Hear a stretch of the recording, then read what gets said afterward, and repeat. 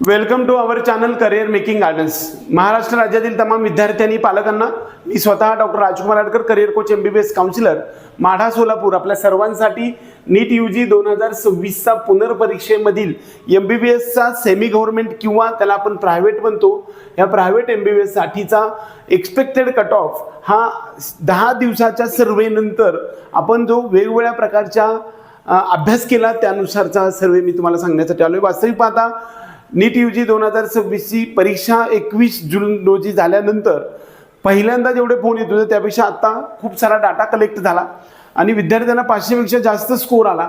त्यामुळे जो expected cut of आपण 480 हा प्रायव्हेटचा दिला होता तो आपल्याला 490 ±5 असा होणार आहे। त्याच्यावरती फॅक्टर्स काही अफेक्टिंग आहेत की यावर्षी विद्यार्थ्यांना गेल्या वर्षीच्या तुलनेमध्ये थोडेसे 10 ते 15 मार्क जास्त पडलेत असा एक्सपेक्टेड कट ऑफ असू शकतोय। त्यामुळे हा रिवाइज्ड एक्सपेक्टेड कट ऑफ CMGचा आहे। त्यामध्ये कॅटेगरी वाईज ओपन कॅटेगरीला 490 ± हा कट ऑफ आपला 100% महाराष्ट्रातले प्रायव्हेट कॉलेज कोणतं ना कोणतं मिळू शकतंय। ह्याच्यामध्ये वेदांता इन्स्टिट्यूट म्हणून आहे की जे वेदांता इन्स्टिट्यूट आपण वगळून ह्या सर्व गोष्टी सांगत आहे।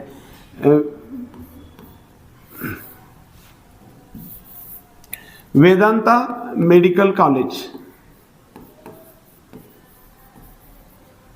पालघर, मेडिकल कॉलेज जे पालघर आहे हे सोडून, कारण हे जे एक टिपिकल कॉलेज आहे महाराष्ट्रामध्ये की त्या ठिकाणी 15,57,000 एवढी फीज आहे आणि तुम्हाला या ठिकाणी कसल्याही प्रकारचं कॅटेगरीचं बेनिफिट मिळत नाही। हे वगळून आहे, हे सोडून आहे हा कट ऑफ तुम्हाला एक्सपेक्टेड हा राहू शकणार आहे, हे लक्षात ठेवा। याच्यामध्ये ओपन कॅटेगरीसाठी 490 ±5, EWS साठी इकडे प्रायव्हेटमध्ये सेमच असतं त्यामुळं EWS सुद्धा या ठिकाणी आपल्याला ±5 असाच येऊ शकणार आहे।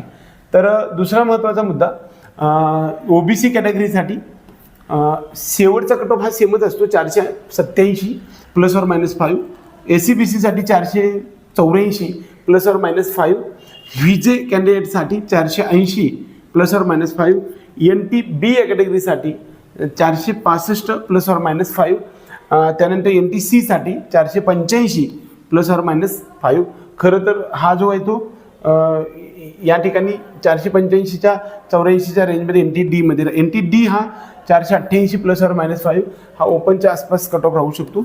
SC कॅटेगरीसाठी 422 ±5 आणि ST कॅटेगरीसाठी 330 ±5 हा एक्सपेक्टेड कट ऑफ आपल्याला राहू शकणार आहे। महाराष्ट्र राज्यामधल्या हा एक्सपेक्टेड कट ऑफ जो वेगवेगळ्या ॲनालिसिस नंतर आम्ही तुम्हाला मांडण्याचा प्रयत्न केलेला आहे।